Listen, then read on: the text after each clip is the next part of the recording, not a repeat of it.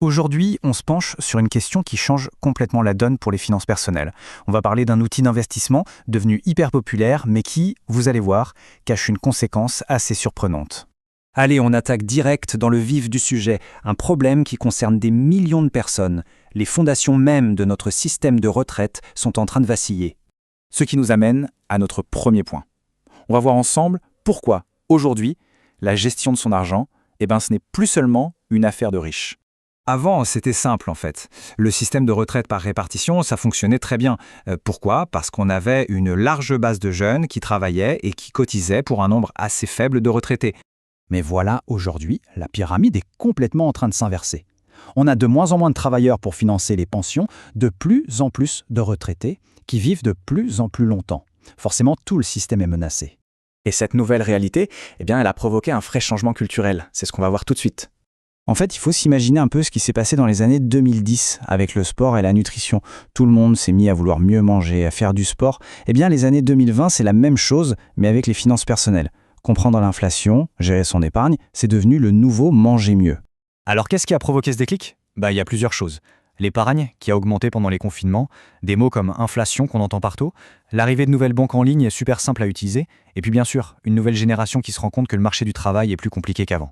Du coup, face à des placements classiques comme l'immobilier, qui sont chers, ou les obligations, qui sont un peu compliquées, une solution qui a l'air presque magique a fait son apparition. Alors un ETF, c'est quoi au juste? En gros, c'est super simple. Imaginez un panier dans lequel on mettrait un petit bout de toutes les actions d'un grand indice boursier comme le CAC 40. Voilà, c'est ça un ETF. En un seul achat, on investit partout à la fois. Et c'est là que ça devient super intéressant. La promesse, c'est que c'est simple, pas besoin d'être un génie de la finance, c'est diversifié, on ne met pas tous ses œufs dans le même panier, et en plus, c'est pas cher et très facile d'accès. L'idée de base, elle est vraiment simple. Les grands marchés boursiers, sur le long terme, ont quasiment toujours monté. Donc en achetant un bout de tout le marché, logiquement, à la fin, on est toujours du côté des gagnants. Ça a l'air parfait, hein? Sauf que cette simplicité, elle a un coût. Et c'est un coût qu'on ne voit pas forcément tout de suite. Et c'est là qu'on touche au cœur de notre sujet. Quelle est la face cachée de cette immense vague d'investissement en ETF? Pour bien piger le truc, le plus simple, c'est de faire une comparaison avec des élections.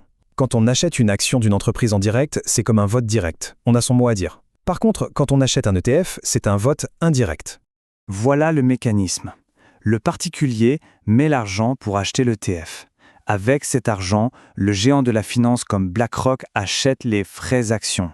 Et c'est là que tout se joue. C'est lui, le gestionnaire, qui récupère le droit de vote associé à toutes ces actions. Et le résultat, c'est l'émergence d'une nouvelle forme de pouvoir ultra concentré. On se retrouve avec une poignée de très grosses sociétés financières qui ont une influence dingue sur des milliers d'entreprises à travers le monde.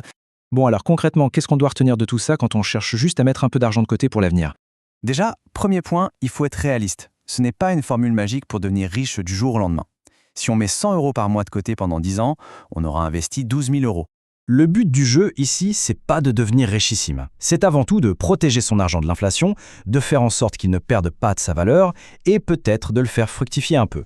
L'objectif, c'est la préservation. Et c'est ça en fait tout le paradoxe. D'un côté, on a un outil absolument génial pour démocratiser l'épargne et la rendre accessible à tous. Et de l'autre, on assiste à une concentration de pouvoir financier complètement inédite entre les mains de quelques acteurs.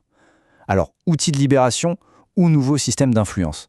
La question, en tout cas, mérite d'être posée.